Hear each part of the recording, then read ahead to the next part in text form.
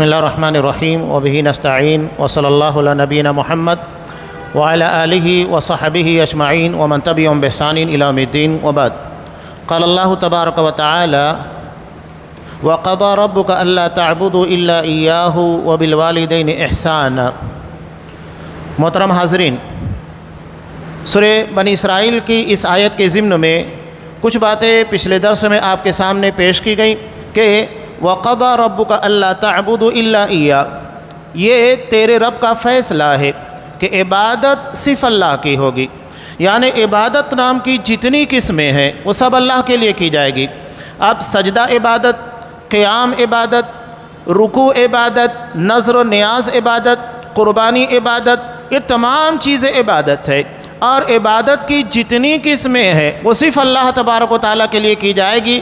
اگر ہم نے عبادت میں کسی غیر کو شریک کیا، یعنی عبادت کی کسی قسم کو اللہ کے بجائے کسی غیر اللہ کے لیے کیا، سمجھ لینا چاہیے یہی شرک ہے۔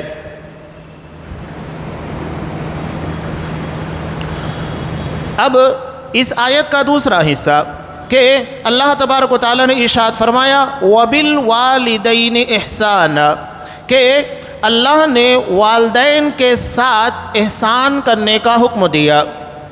تو یہ عبادت کا دوسرا حصہ، عبادت میں اللہ تبارک و تعالیٰ کا کوئی شریک نہیں۔ اب جب حقوق العباد کی بات آتی ہے تو اللہ تبارک و تعالیٰ نے والدین کو سب سے بڑا اعزاز عطا کیا، یہ حقوق العباد میں سب سے بڑا مقام ہے، تو اللہ نے اس کا تذکرہ یہاں پر کیا، والدین کے ساتھ احسان کیا جائے گا۔ اب یہاں ایک سوال ہوتا ہے کہ اللہ تبارک و تعالیٰ کا حق یعنی صرف اس کی عبادت کرنا، والدین کے ساتھ احسان کرنا، تو رسول کا حق کہاں گیا؟ اس کا جواب یہ ہے، شیخ محمد بن صالح عثیمین رحمہ اللہ بیان فرماتے ہیں کہ اللہ تبارک و تعالیٰ کا حق یہ نبی کریم صلی اللہ علیہ وسلم کی اتباع کے بغیر ادا ہی نہیں ہو سکتا۔ جب تک آپ نبی کی اتباع نہیں کریں گے اللہ کا حق نہیں ادا ہوگا۔ اب مثال کے طور پر نماز، روزہ، حج، زکوٰۃ، یہ تمام چیزیں، بتائیے کیا نبی کی اتباع کے بغیر آپ کوئی بھی چیز ادا کر سکتے ہیں؟ نہیں۔ تو اس میں نبی کریم صلی اللہ علیہ وسلم کا حق لازمی طور پر شامل ہو گیا۔ اب یہاں اللہ نے جو ارشاد فرمایا کہ والدین کے ساتھ احسان کرنا ہے، قرآن نے جو لفظ بے استعمال کیا وَبِل، والدین کے ساتھ، دراصل قرآن نے یہاں پر ایک بہت ہی عظیم بات کہی کہ والدین کو اپنے ساتھ میں رکھ کر احسان کرنا ہے، انہیں اپنے سے دور رکھ کر نہیں۔ والدین کسی کو ضرورت یہ نہیں ہے کہ آپ انہیں ہفتہ واری خرچ دے دیں، منتھلی خرچ دے دیں، یا انہیں میڈیکل کی ضرورت پیش آ جاتی ہے وہ دے دیں، نہیں، بلکہ ان تمام ذمہ داریوں کے ساتھ والدین کا حق یہ ہے کہ انہیں اپنے ساتھ میں رکھا جائے، ایک ایک پل ان کی نگرانی کی جائے۔ قرآن مجید نے ایک بڑی حسین بات کہی، سورہ یاسین آپ پڑھتے ہیں، اللہ نے بڑھاپے کے تعلق سے کیا کہا؟ اولم نعمرہ ننکسہ فی الخلق، کہ کیا ہم جسے عمر عطا کرتے ہیں کیا اسے بچپنے کی طرف نہیں لوٹا دیتے؟ یعنی بچپنا اور بڑھاپا دونوں ایک جیسا ہے۔ کیسے؟ آپ خود دیکھیے گا کہ بچہ بچپن میں اپنے ماں باپ سے بار بار سوال کرتا ہے، یہ کیا ہے، وہ کیا ہے، سوالات کے پر سوالات، اور وہ انہی سوالوں کے ذریعے دراصل سیکھتا ہے۔ بڑھاپے میں بھی ماں باپ وہی کرتے ہیں، بار بار اپنے بچوں سے سوال کرتے ہیں، یعنی بڑھاپا جس طرح بچپن تھا اسی طرف لوٹ آتا ہے۔ علاوہ جس طرح بچہ بچپنے میں اپنے ماں باپ کی نگہداشت کا ضرورت مند ہوتا ہے، اسی طرح بوڑھے ماں باپ بھی ہر پل اپنے بچوں کی نگہداشت کے ضرورت مند ہوتے ہیں، یعنی اسی بچپن کو بڑھاپے کی طرف لوٹا دیا جاتا ہے، عادت و اطوار میں بھی اور سہارے کے اعتبار سے بھی۔ لیکن آپ غور کیجئے کہ بچہ اپنے ماں باپ سے بار بار سوال کرتا ہے، لیکن ماں باپ بہت ہی پیار بھرے انداز میں بار بار اسی سوال کا جواب دیتے ہیں، کبھی جھڑکتے نہیں ہیں کہ کیا بار بار وہی سوال لگا کے رکھا ہے۔ لیکن بڑھاپے میں بڑا عجیب معاملہ، وہی اولاد جس نے اپنے ماں باپ سے بار بار سوال کر کے اپنا بچپن بتایا ہے، جب وہی ماں بڑھاپے کی عمر پر پہنچتے ہیں اور اپنے بچوں سے سوال کرتے ہیں، اس کا ماضی اس کے سامنے چلا آتا ہے، تو بچہ جھڑک دیتا ہے، ایک مرتبہ دو مرتبہ ٹھیک ہے، لیکن اس کے بعد جھڑکنے لگتا ہے۔ کتنا غلط ہے، یعنی ہم اپنے ماں باپ کو کیا صلاح دے رہے ہیں؟ قرآن نے اسی لیے آگے کہا کہ وَلَا تَقُلْ لَهُمَا اُف، کہ انہیں اف تک نہ کہو۔ حضرت علی رضی اللہ تعالیٰ عنہ کہتے ہیں ناگواری کا اور بیزاری کا اس سے کوئی ہلکا لفظ ہوتا قرآن مجید اس کو بھی منع کر دیتا کہ تم اپنے ماں باپ کے لیے اسے بھی استعمال نہیں کر سکتے۔ یہ ہے ماں باپ کی عظمت قرآن مجید کی نگاہ میں، انہیں اپنے ساتھ میں رکھ کر 24 گھنٹے نگہداشت میں رکھنا ہے، نگرانی میں رکھنا ہے، ہر وقت ان کی ضروریات کا خیال رکھنا ہے۔ جس طرح بچپن میں انہوں نے ہمارے ساتھ احسان کیا، اسی احسان کا بدلہ ہمیں انہیں بڑھاپے کی عمر میں لوٹانے کا موقع ملتا ہے، لہذا اس قرض کو صحیح طور کے پر ادا کیجیے گا۔ اب یہاں والدین یہ ماں اور باپ دونوں کو بولا جاتا ہے، لیکن عربی زبان میں ماں باپ کے ساتھ ساتھ دادا دادی ان لوگوں کے لیے بھی یہ لفظ استعمال ہوتا ہے، وہ بھی اس میں شامل ہوتے ہیں، گرچہ زیادہ تر اس کا استعمال ماں باپ کے لیے ہی ہوتا ہے، دادا دادی کے لیے نہیں ہوتا ہے۔ اب اس کے بعد اللہ نے کہا کہ احسان کرنا ہے۔ احسان کا مطلب کیا ہے؟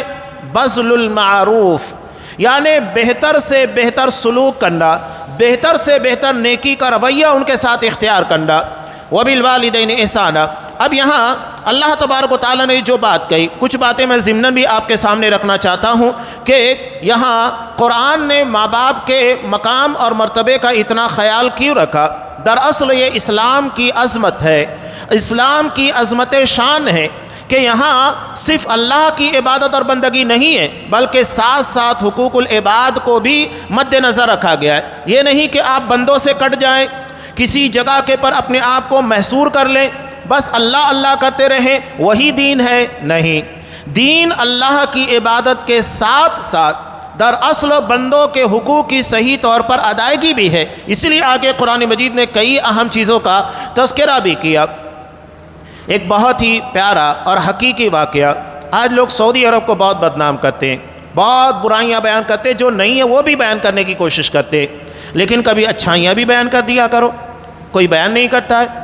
آج ابھی دیکھیے بالکل قریب میں چند دنوں پہلے سعودی عرب کی طرف سے کتنی خطیر رقم فلسطین کے مسلمانوں کے لیے خرچ کی گئی۔ یہ تو ایک نمونہ ہے، مسلسل وہ لوگ خرچ کرتے ہیں، یہاں تک کہ فلسطین کے تمام تر اخراجات، اس کے کونسلیٹ، دیگر ملکوں کے اندر جو بھی اس کی ذمہ داریاں ہیں، تمام تر اخراجات کی ذمہ داری سعودی عرب نے اپنے ہاتھوں میں رکھی ہے، ساری چیزیں، لیکن اسے کوئی بیان نہیں کرتا۔ لوگ سوال کرتے ہیں کہ سعودی کیا کر رہا ہے، سعودی کیا کر رہا ہے؟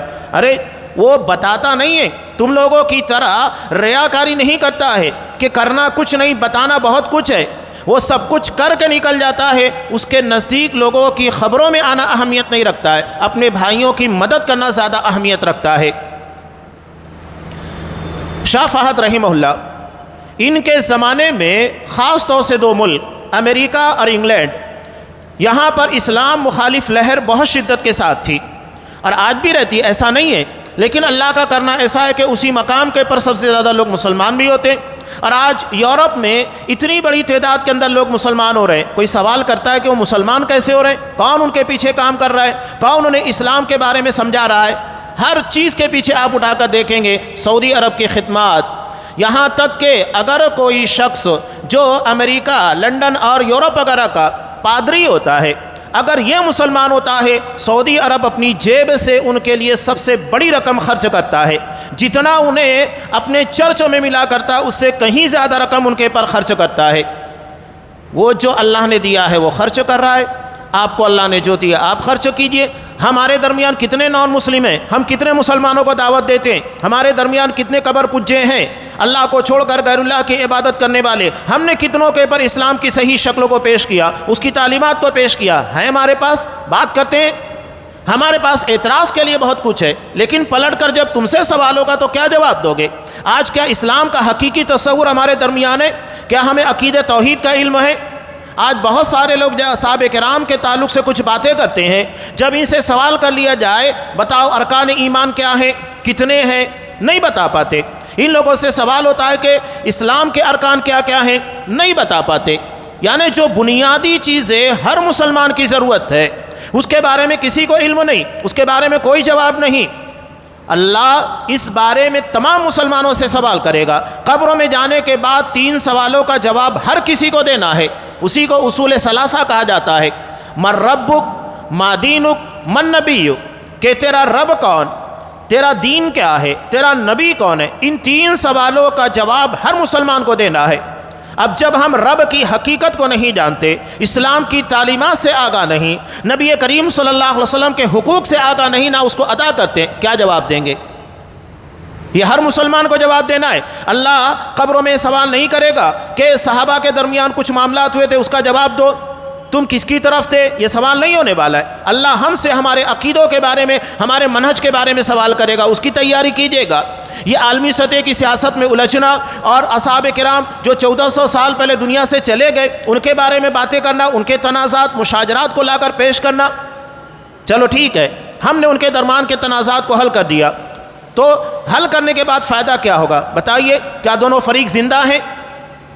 کوئی فریق زندہ ہے کہ ہم ان کے بارے میں باتیں کریں؟ فضول باتیں مت کیجیے گا۔ بہرحال سب سے زیادہ لہر اسی جگہ سے چل رہی تھی۔ اب یہاں ایک بات میں اور بیان کر دوں، ایک مثال ہے، اس مثال کے ذریعے بات سمجھ میں آئے گی۔ اب دیکھیے، ایک باپ ہے، اس کے کئی بیٹے ہیں، کوئی بیٹا بڑا طاقتور ہے، دبنگ آدمی ہے، دبنگئی آتی ہے اس کو، لوگوں سے بات کرنے کا ہنر آتا ہے اور اثر رسوخ رکھتا ہے۔ ایک وہ ہے جو وکیل ہے، قانون دانی کو اچھے طریقے سے سمجھتا ہے، کوئی معاملہ کورٹ کچہری وغیرہ کا پھنس جائے وہ حل کر لے گا، اور ایک بہت مالدار ہے۔ اب بتائیے، اگر اس باپ کے سامنے یہ مسئلہ درپیش ہوتا ہے کہ گلی کا کوئی گنڈا اس کے باپ کو پریشان کر رہا ہے، وہ کس کو بولے گا؟ اپنے اس بچے کو تو نہیں بولے گا جس کے پاس پیسہ زیادہ ہے، یا جو وکیل ہے، یا جو بہت پڑھا لکھا ہے، وہ کس کو بولے گا؟ جو دبنگ ہے، اس کو معلوم ہے کہ یہ معاملہ دراصل دبنگئی سے حل ہوگا، اور جو آدمی اپنی طاقت کا نشے میں چور ہے اس کو اسی طریقے سے جواب دیا جائے گا۔ اب اگر اس کے سامنے روپیے پیسہ کا مسئلہ آ گیا، دوا علاج کا مسئلہ آ گیا، تو وہ کس کو بولے گا؟ جس کے پاس روپیہ پیسہ ہے۔ اور اگر کہیں کورٹ کچہری کا مسئلہ آیا، اپنے اس بچے کو کہے گا جو علم رکھتا ہے، وہ وکیل ہے۔ سیدھی بات ہے۔ اب اللہ نے عرب کنٹریز کو، خاص طور سے سعودی عرب، کویت وغیرہ کو مال دیا ہے، تو آپ مال کے بارے میں سوال کیجئے نا، وہ مال خرچ کریں گے، اور ہمارے تصور سے کہیں زیادہ مال خرچ کرتے ہیں، ہم اس کا اندازہ نہیں لگا سکتے۔ اب عالمی سطح کے پر باتیں کیا ہوتی ہے؟ جنگوں کی، تو آپ ان ملکوں سے بات کیجئے نا جن کے پاس فوج ہے، جن کے پاس لڑنے والے افراد ہیں، ترکی ہے، پاکستان ہے، بڑے بڑے ہیں نا، ایران ہے، ان سے باتیں کیجئے۔ تم کیوں نہیں لڑ رہے اسرائیل کے اندر، غزہ کے مسلمانوں کے پر آنے والی مصیبتوں میں اسرائیل سے؟ سعودی سے کیوں بات کرتے ہو؟ سعودی اپنا حق ادا کر رہا ہے، وہ اپنا حق ادا کرے، جس کے پاس جو چیز ہے وہی ادا کی جائے گی۔ قرآن نے کتنی پیاری بات کہی، جب مشرکین مکہ نبی کریم صلی اللہ علیہ وسلم سے سوال کرتے، چلو ٹھیک ہے آپ نبی ہیں تو ایک کام کیجئے، یہ صفا کی پہاڑی ہے، اس کو سونے کی بنا دو۔ مکہ یہاں نہ کوئی ندی ہے، نہ نالا ہے، نہ کنواں ہے، ایک کام کیجئے کہ ان پہاڑوں کے درمیان سے نہریں جاری کر دو۔ تو آپ صلی اللہ علیہ وسلم نے کتنا پیارا جواب دیا، قل سبحان ربی، کہو میرا رب پاک ہے، حل کنت الا بشر رسولا، میں تو صرف ایک انسان اور رسول ہوں۔ اللہ نے مجھ کو اپنا پیغام دینے کے لیے بھیجا ہے، اللہ نے مجھ کو انجینئر بنا کر نہیں بھیجا ہے کہ یہاں سے میں نہریں جاری کر دوں، یا اللہ نے مجھ کو خدائی اختیارات دے دیا کہ پتھر کو سونے میں تبدیل کر دوں۔ اللہ نے مجھ کو یہ نہیں دیا، مجھ کو یہ ذمہ داری دی کہ تمہاری زندگی کیسے گزرنا چاہیے، تمہارا رب کون ہے، اپنے رب کی معرفت، اس کی عبادت کا طریقہ، یہ میری ذمہ داری ہے۔ آپ مجھ سے میری ذمہ داری بارے میں سوال کیجئے، فضول باتیں مت کیجئے گا۔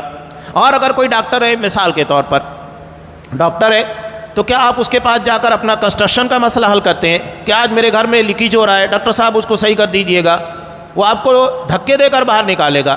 اور اگر کوئی انجینئر تو اس کے پاس جا کر ہم اپنے پیٹ درد کا، سر درد کا علاج نہیں کراتے۔ معلوم ہے کہ جو آدمی جس فیلڈ کا ہے اسی فیلڈ کا، تو یہاں پر بھی وہی معاملہ رکھیے، اللہ نے جس کو جو دیا ہے اسی بارے میں سوال ہوگا۔ اللہ نے انہیں مال عطا کیا، بے دریغ مال خرچ کر رہے ہیں، ہم اس کا تصور نہیں کر سکتے۔ تو شاہ فہد رحمہ اللہ نے کیا اعلان جاری کیا تھا کہ اگر امریکہ یا انگلینڈ کا کوئی شخص سعودی عرب آنا چاہے، اسلام کی تعلیم حاصل کرنا چاہے، نان مسلم، تو ہم اسے فری ویزا دیں گے، آنے جانے کے تمام اخراجات میرے ذمہ ہوگا۔ اس کے علاوہ اگر وہ مسلمان ہو کر اپنے کنٹری میں جاتا ہے تو اس کی پوری سیلری کی ذمہ داری ہمارے اوپر ہوگی، ہم پوری سیلری دیں گے۔ اب بتائیے، اپنی تجوری کے خزانے کو پانی کی طرح بہایا۔ اب واقعہ بڑا عجیب ہے کہ 2 منچلے نوجوان انگلینڈ کے، انہوں نے جب یہ اعلان دیکھا تو انہوں نے ازراہ مذاق سعودی قونصلیٹ کے اندر اپنا عریضہ داخل کیا کہ ہم سعودی جانا چاہتے، اسلام کی تعلیمات کو سمجھنا چاہتے ہیں۔ اللہ کا کرنا ایسا ہوا کہ ان لوگوں کا ویزا منظور ہو گیا، سارے اخراجات سعودی گورنمنٹ نے اٹھائے، شاہ فہد نے ذاتی خرچ کیا ان تمام چیزوں کے پر، اور اس کے بعد اللہ کا کرنا یہ ہوا کہ 3 سال کی مدت رہے مسلمان میں، اسلام کی تعلیمات کو خوب اچھے طریقے سے سمجھا۔ مسلمان ہونے کے بعد اپنے ملک واپس آئے، اور آنے کے بعد ان علاقوں کو ٹارگٹ کیا جہاں اولڈ ایج ہوم میں بوڑھے ماں باپ کو نوجوان اپنی جوانی کی عیاشیوں کے لیے رکاوٹ سمجھتا ہے، لا کر ڈال دیتا ہے۔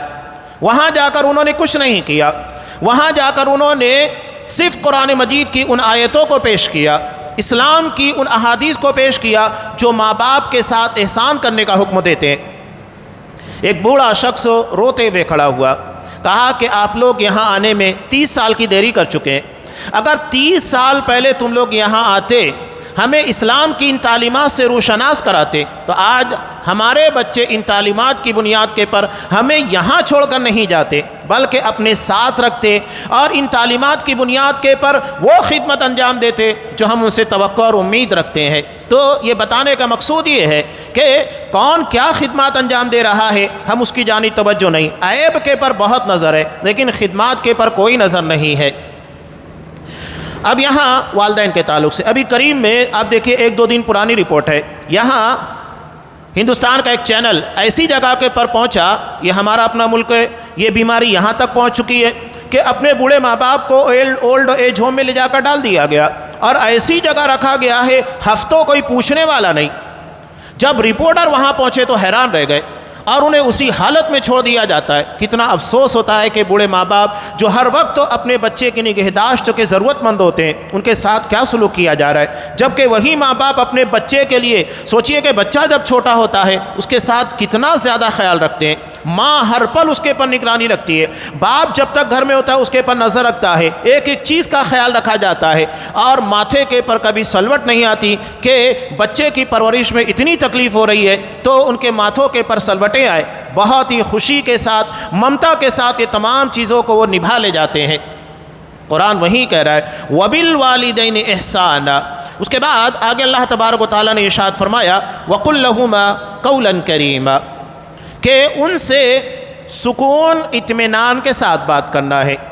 کبھی کبھی لفظ وہی ہوتے ہیں، لہجے کی خرابی انسان کو بہت تکلیف دیتی ہے، تو لہجے کے اندر بھی سکون ہونا چاہیے۔ لفظ اچھے ادا کر رہے ہو بہت اچھی بات ہے، لیکن لہجے کے ساتھ ساتھ، الفاظ کے ساتھ ساتھ انسان کا لہجہ بھی درست اور نرم ہونا چاہیے کہ وہ آواز، وہ لہجہ اپنے ماں باپ کو سکون پہنچائے، اس میں کسی قسم کی سختی نہیں پائی جانی چاہیے۔ تو یہ والدین کے تعلق سے قرآن مجید نے یہاں پر حکم دیا کہ اللہ تبارک و تعالیٰ کی عبادت کی جائے گی، اور اللہ تبارک و تعالیٰ کی عبادت کے بعد والدین کے ساتھ حسن سلوک کیا جائے گا۔ اب اسی آیت میں آگے اللہ نے ارشاد فرمایا کہ وَلَا تُشْرِكُوا بِهِ شَيْئًا، کہ اللہ تبارک و تعالیٰ کے ساتھ کسی کو شریک نہ ٹھہرایا جائے۔ تو یہ قرآن جو کہہ رہا ہے وَلَا تُشْرِكُوا، دراصل یہ نفی ہے۔ کلمے کے اندر ہم کہتے ہیں نا لا الہ، کوئی معبود ہے ہی نہیں، اللہ کا کوئی شریک ہے ہی نہیں، یہ اسی چیز کو بیان کیا گیا ہے، اور اس کے بعد کہا کہ وَاعْبُدُوا، کہ صرف اللہ ہی کی عبادت کرو۔ دراصل یہ الا اللہ کی تفسیر ہے کہ صرف اللہ ہی عبادت کے لائق ہے، لہذا اللہ ہی کی عبادت کی جائے گی۔ اب یہاں قرآن نے آگے کہا شیئا، کہ بالکل بھی اللہ کا شریک نہ بناؤ۔ یہ عربی کا ایک قاعدہ ہوتا ہے کہ نکرہ تحت النفی، یعنی اگر کوئی چیز منع کی گئی اور اس کے ساتھ عمومی جملہ استعمال کیا گیا، شیئن یعنی کچھ بھی، بالکل عام چیز ہے، تو اس کا مطلب یہ ہے لا نبیًا ولا ملکًا ولا ولیًا، کہ اللہ کے ساتھ نہ تو کوئی نبی شریک بن سکتا ہے، نہ کوئی فرشتہ شریک بن سکتا ہے، نہ کوئی ولی شریک بن سکتا ہے، بلکہ دنیا کا کوئی معاملہ بھی اللہ تبارک و تعالیٰ کے ساتھ شریک نہیں کیا جائے گا۔ یہ بات تو سمجھ میں آئی، اللہ کے ساتھ کوئی نبی شریک نہیں ہوگا، یعنی اللہ کو چھوڑ کر کسی نبی کو نہیں پکارا جائے گا، نہ کسی فرشتے کو پکارا جائے گا مدد کے لیے، اور نہ ہی کسی ولی کو۔ بات ختم ہو گئی۔ ابھی یہاں پر دیکھیے کہ محرم کا مہینے کا آغاز ہو چکا ہے۔ ہمارے یہاں ایک مشہور شعر پڑھا جاتا ہے، کیا ہے وہ؟ نادی علی مظہر العجائب تجد عونا لک فی النوائب، کہ مصیبتوں میں آپ حضرت علی رضی اللہ تعالیٰ عنہ کو آواز دو، آپ ہر مصیبت کے موقع پر حضرت علی رضی اللہ تعالیٰ عنہ کو اپنا مددگار پاؤ گے۔ کھلا ہوا شعر، آج مسلمان بھی سمجھتا نہیں ہے اور اسی شعر کو پڑھتا ہے۔ آپ پڑھیے کہ اس کے اندر ہے کیا۔ اور مسلم کی وہ روایت یاد آتی ہے کہ بسا اوقات بندہ ایک مرتبہ ایک جملہ کہتا ہے، اس کے پر غور نہیں کرتا کہ میں نے کیا کہا ہے، لیکن اس کی بنیاد کے پر وہ جہنم میں اتنا نیچے چلا جاتا ہے کہ جتنا مشرق و مغرب کے درمیان کی دوری بلکہ اس سے کہیں زیادہ۔ یہ ہے معاملہ، شرک کے بارے میں اتنا زیادہ چوکنا رہنا ہے۔ کوئی یہ نہ کہ مجھ کو معلوم نہیں تھا، نہیں، یہ ہماری ذمہ داری ہے کہ علم حاصل کرو۔ یہ درس کا اہتمام اسی لیے کہ ہمیں شرک کے بارے میں پتہ ہو، عقیدہ توحید کی روشنیوں کا علم ہو۔ اگر ہم نے نہیں سیکھا تو اللہ تبارک و تعالیٰ کیا عذر نہیں پیش کر پائیں گے؟ تو ہماری ذمہ داری بلکہ یہ فرض عین ہے، ہر مسلمان کو جاننا چاہیے کہ توحید اور شرک کے بارے میں علم حاصل کرنا یہ تمام مسلمانوں کی ذمہ داری ہے۔ تو یہاں جو اللہ نے کہا کہ دنیا کا کوئی معاملہ بھی اللہ تبارک و تعالیٰ کا شریک نہیں بننا چاہیے، اس کا مطلب کیا ہے کہ انسان بسا اوقات دنیا میں کوئی کام کرتا ہے، بظاہر لگتا ہے کہ بہت اچھا نیک کام ہے، لیکن اس کے ذریعے مقصود در اصل دنیا ہوتی ہے، یعنی اللہ تبارک و تعالیٰ آخرت مقصود نہیں ہوتی ہے بلکہ اس کے ذریعے دنیا مقصود ہوتی ہے، وہ دنیا کا کچھ حاصل کرنا چاہتا ہے۔ میں آسان مثال دوں تو بات سمجھ میں آئے گی۔ ہمارے یہاں بعض لوگ کیا کہتے ہیں کہ اگر دیکھتے ہیں کاروبار میں ترقی نہیں ہو رہی ہے یا روزگار کا مسئلہ آ رہا ہے تو وہ سوچتے ہیں کہ یار میں نماز نہیں پڑھ رہا تھا شاید اس کی وجہ سے، تو وہ نماز کیوں پڑھنا شروع کرتا ہے کہ دنیا میں اسے کاروباری اعتبار سے ترقی ملے یا روزگار کا مسئلہ حل ہو جائے، یعنی عبادت کا مقصد اللہ کو راضی کرنا نہیں بلکہ اس کے ذریعے دنیا کمانا ہے۔ یہی تو غلطی ہے۔ ٹھیک ہے، اللہ عبادت کی بنیاد پر دنیا کی فراوانی عطا کرتا ہے، لیکن مقصد دنیا نہیں ہونا چاہیے، مقصد آخرت اور اللہ کی رضا ہونا چاہیے۔ آپ کس کو مقدم رکھیں گے اس کے بارے میں سمجھیے نا، آپ کس کو مقدم رکھ رہے ہیں؟ اگر دنیا کو مقدم رکھ رہے ہیں اور اللہ کی رضا آخرت کو پیچھے ڈال رہے ہیں تو سمجھ جائیے گا کہ یہی اللہ کا شریک بنانا ہے کہ آپ عبادت اللہ کی کر رہے ہیں لیکن نیتوں کے ذریعے اور مقصد کے ذریعے آپ دنیا کو شریک بنا رہے ہیں۔ اسی لیے یہاں پر انہوں نے کہا فلا تجعل الدنیا شریکا مع اللہ، بس دنیا کو اللہ کے ساتھ شریک مت بناؤ۔ اسی لیے یہاں ایک حدیث کو بھی نقل کیا ہے بخاری کی کہ آپ صلی اللہ علیہ وسلم نے ارشاد فرمایا تعیس عبد الدینار تعیس عبد الدرہم، کہ دینار اور درہم کا بندہ تباہ ہو گیا، برباد ہو گیا۔ اب یہ دینار اور درہم کا بندہ کون ہے؟ اس کا مطلب یہ ہے کہ وہ دولت در اصل اللہ کے لیے نہیں بلکہ عبادت کو ذریعہ بنا کر دولت کما رہا ہے۔ اس کے نزدیک در اصل عبادت اصل نہیں ہے بلکہ عبادت کی بنیاد کے پر وہ دنیا کی دولت حاصل کرنا چاہتا ہے۔ تو اسی لیے اللہ کے رسول صلی اللہ علیہ وسلم نے کہا دینار اور درہم کا بندہ، یعنی وہ روپیہ کمانے پیسہ کمانے کے لیے جی رہا ہے، عبادت کر رہا ہے، اصل مقصود دولت ہے۔ اس بنیاد پر اللہ کے رسول نے کہا دینار اور درہم والا بندہ، یعنی اس کو حاصل کرنے والا، اسے مقصد بنانے والا بندہ تباہ و برباد ہوا۔ آپ صلی اللہ علیہ وسلم کی ایک بہت طویل اور جامع دعا ہے ترمذی کی، اس میں آپ صلی اللہ علیہ وسلم نے ایک جملہ یہ بھی کہا، بہت ساری دعائیں اس کے اندر شامل ہے دنیا آخرت کی فلاح بہبود کی، اس میں ایک جملہ آپ نے یہ بھی کہا وَلَا تَجْعَلِ الدُّنْيَا أَكْبَرَ هَمِّنَا، کہ اللہ دنیا کو ہمارا سب سے بڑا مقصد ٹارگیٹ مت بنا کہ سب کچھ دنیا ہو، ہم جو بھی کریں بس دنیا کے کریں، آخرت مقصود نہ ہو۔ آپ دیکھیں جگہ جگہ اللہ کے رسول صلی اللہ علیہ وسلم نے آخرت کا تذکرہ کیا، اللہ پر ایمان کا تذکرہ کیا۔ بخاری کی روایت دیکھیے من کان یؤمن باللہ والیوم الآخر فلا یؤذی جارہ، جو اللہ اور آخرت کے دن پر ایمان رکھتا ہے اسے چاہیے کہ اپنے پڑوسی کو تکلیف نہ دے۔ ایک سماجی مسئلے کو ایمان سے جوڑ دیا گیا۔ پڑوسی کو تکلیف دینا یہ سماجی مسئلہ ہے، لیکن اسے ایمان سے جوڑ دیا گیا، اللہ اور آخرت کے پر یقین، ایمان۔ اس لیے کہ آپ اگر کسی پڑوسی کو تکلیف نہیں دے رہے ہیں تو مقصد یہ ہونا چاہیے کہ آپ اللہ اور آخرت پر ایمان رکھنے کی وجہ سے اسے تکلیف نہیں دے رہے ہیں۔ یہ نہیں کہ ایک سماجی مسئلہ ہے بس، ہمارے تمام تر امور دراصل کنیکٹ ہیں ایمان اور عقیدے سے۔ اگر ہم دیکھیں گے نا، نسیں جو باریک باریک دماغ سے کنیکٹ ہے، چاہے ہمارے دانت کی ہو، گلے وغیرہ، یہ تمام چیزیں بڑی باریکی کے ساتھ آ کر دماغ سے کنیکٹ ہو جاتی ہے۔ تو یہی معاملہ ہمارے تمام تر دنیاوی اور دینی امور کا ہے، یہ سب کے سب ڈائریکٹ کنیکٹ ہوں گے عقیدے سے، ایمان سے۔ کوئی چیز عقیدہ و ایمان کے سے خالی نہیں ہے، ہر چیز اسی سے جڑی ہوئی ہے، اسی سے کنیکٹ ہے۔ تو آپ صلی اللہ علیہ وسلم نے اسی بات کو کہا، تعیس عبد الخلیمہ خمیلہ تعیس عبد الخمیسہ، کہ وہ بندہ تباہ ہو جائے، برباد ہو جائے جو چادر اور کمبل کی چاہت رکھتا ہے، یعنی دنیا حاصل کرنا چاہتا ہے۔ یہ منع نہیں ہے، قرآن میں بھی تو سکھایا گیا، ربنا آتینا فی الدنیا حسنہ، اللہ ہمیں دنیا کی بھلائیاں عطا کر، آخرت کی بھلائیاں عطا کر، پہلے دنیا اس کے بعد آخرت، صحیح ہے، لیکن یہاں مقصود بتایا گیا ہے، ٹارگیٹ اللہ تبارک و تعالی ہونا چاہیے، دنیا نہیں۔ میں جو بار بار کہہ رہا ہوں کہ آپ اولیت اللہ کی رضا کو دیجیے گا۔ اب اس کے بعد آگے اللہ نے ارشاد فرمایا، وَبِذِي الْقُرْبَى وَالْيَتَامَى وَالْمَسَاكِينِ، کن کن لوگوں کے ساتھ احسان کرنا ہے؟ قریبی رشتہ دار۔ اب یہاں قریبی لوگوں سے مراد کون ہے؟ قریبی سے مراد وہ ہیں جو بالکل ایک شخص کے پر جمع ہوتے، جیسا کہ مثال کے طور کے پر دادا سے جو نسل چلی ہوئی ہے، اس کے بیٹے ہیں، اس کے پوتے ہیں، یہ تمام کے تمام لوگ ایک آدمی کے ارد گرد آ کر جمع ہو گئے، تو یہ قریبی رشتہ دار ہو گئے۔ یعنی دادا تک پہنچنے والی جو بھی رشتہ داریاں ہیں وہ قریبی رشتہ داریوں میں شامل ہے۔ ہمارے یہاں رشتہ داریاں بھی بڑی مختصر ہیں، ہم بہت ہوتا ہے چچا، بابا، پھوپھی ذات، ماما ذات، خالہ ذات جانتے ہیں نا۔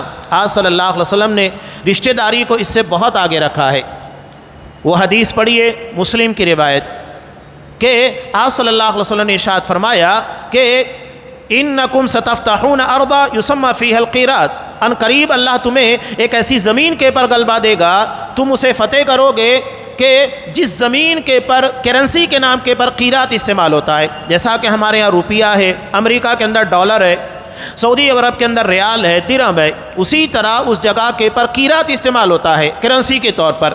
اس کے بعد آپ نے کیا کہا کہ جب وہ سرزمین اللہ تمہیں فتح کر کے تمہارے قدموں میں نچھاور کر دے گا، فاستوصوا بأہلھا خیرا، وہاں کے رہنے والے لوگوں کے ساتھ میں تمہیں حسن سلوک کرنے کا حکم دیتا ہوں، اس لیے کہ فإن لهم ذمة وصہرا، ان لوگوں کے ساتھ تمہاری دوہری رشتہ داری ہے، ایک سسرالی رشتہ داری اور دوسرے ددیحالی رشتہ داری۔ کیسے؟ اب یہ سرزمین کون سی تھی؟ آگے خود آپ صلی اللہ علیہ وسلم نے کہا وہی ارض مصر، یہ مصر کی سرزمین ہے۔ تو کیسے دوہری رشتہ داری ہے؟ ایک بہت پرانی رشتہ داری کہ آپ صلی اللہ علیہ وسلم کی دادی کا مطلب یعنی جو آپ کے بالکل اعلیٰ نسلوں کے اندر حضرت ابراہیم علیہ السلام کی بیوی ہاجرہ، یہ مصر کی رہنے والی تھی۔ اس بنیاد پر آپ صلی اللہ علیہ وسلم نے کہا تمہاری ددیحالی رشتہ داری ہے۔ اب آپ صلی اللہ علیہ وسلم اور حضرت ہاجرہ کے درمیان 3000 سال کا فاصلہ ہے۔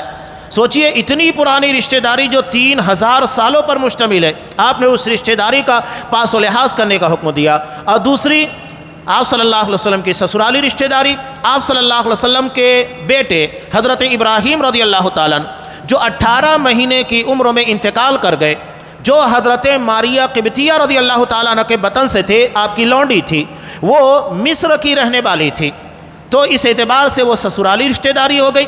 تو دونوں رشتہ داریوں کا آپ نے پاس و لحاظ کرنے کا حکم دیا۔ تو یہ قریبی رشتہ دار، والیتامہ، یتیم اس کو کہتے ہیں جس کے باپ کا انتقال بلوغت سے پہلے ہو چکا ہو، وہ یتیم ہے۔ مساکین یعنی جن لوگوں کے پاس اپنی زندگی کے گزارے کے لیے اتنا نہیں ہے کہ جس سے ان کی زندگی آسانی کے ساتھ گزر سکے اور روزمرہ کی ضروریات پوری ہو سکے۔ آگے اللہ نے ارشاد فرمایا والجار ذی القربى والجار الجنب، کہ قریبی رشتہ دار پڑوسی، ذی القربہ پڑوسی سے مراد در اصل وہ ہے جو ہمارے گھر سے بالکل جڑا ہوا ہو، ملحق ہو، یعنی بالکل بازو میں رہتا ہو یا اس طرف رہتا ہو، یہ جار ذی القربہ ہے۔ اور جار الجنب کہتے ہیں کہ دور کا پڑوسی، یعنی اس کے بعد جو آتے ہیں وہ دور کے پڑوسی ہوتے ہیں ان لوگوں کے ساتھ۔ وَالصَّاحِبِ بِالْجَنبِ، اور جو پہلو کے ساتھی ہیں۔ اب پہلو کے ساتھی میں دو تفسیر بیان کی گئی ہے۔ بعض لوگ کہتے ہیں اِنَّهُ الزَّوْجَہ، کہ اس سے مراد بیوی ہے جو انسان کے پہلو میں رہتی ہے، اور بعض لوگ کہتے ہیں صاحبُکَ فی السفر، یہ تمہارا سفر کا ساتھی ہے جو تمہارے بالکل بازو میں بیٹھا ہوتا ہے، تو ان لوگوں کا حق ہے۔ اس کے آگے اللہ نے کہا وَمَا مَلَكَتْ أَيْمَانُكُمْ، کہ جو تمہارے زیر نگی ہیں، تمہارے ماتحت ہے۔ اب اس میں کون کون لوگ آ جاتے ہیں؟ غلام، نوکر چاکر اور جانور وغیرہ، یہ تمام ہماری ملکیت، ہماری پراپرٹی کے اندر آتے ہیں۔ ہمارے بچے بھی اس کے اندر آ جاتے ہیں جو ہماری نگرانی میں رہتے ہیں، ان کے ساتھ احسان کرنا ہے۔ اب یہاں بڑا عجیب معاملہ ہے، خاص طور سے ہمارے یہاں ہوٹلوں کے پر چلے جائیے، بہت افسوس ہوتا ہے کہ گلے کے پر بیٹھا ہوا مالک، ہمارے یہاں اس کو پچر کہتے ہیں، یعنی جو سروس کرتا ہے، چائے دو گلے کو تک سپلائی کرتا ہے، چائے پینے ان لوگوں کو پہنچاتا ہے، گالیاں دیتے ہیں، جھڑکتے ہیں، پتہ نہیں کیا کیا بکتے ہیں، تو سب لوگ مشاہدہ کرتے ہیں۔ قرآن کہہ رہا ہے کہ احسان کرنا ہے۔ غلام، قرآن کہتا ہے کہ غلام کے ساتھ احسان کرنا ہے۔